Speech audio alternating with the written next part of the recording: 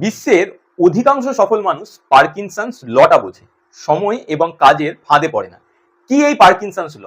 1955 সালে ঐতিহাসিক নর্থকট C Parkinson's তার প্রবন্ধ দ্য ইকোনমিস্টে এই পার্কিনসন্স ল এর কথা বলেন।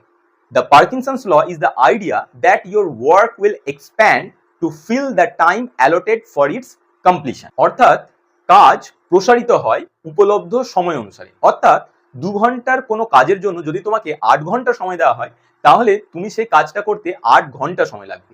অপরদিকে পার্কিনসন্স ল আরও বলে কাজ সংগঠিত হয়ে যায় এর জন্য নির্দিষ্ট করা সময় অনুসারে।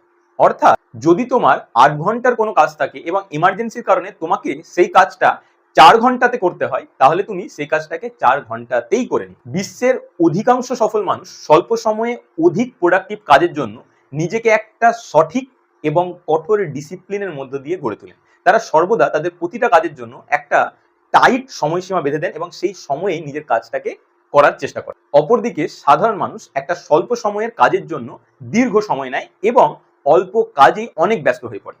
এই পার্কিনসন্স লটা বুঝতে পারবে পরীক্ষার 1 বছর আগের পড়ার গতি এবং পরীক্ষার ঠিক একদিন আগের পড়ার গতির পার্থক্যের মধ্যে।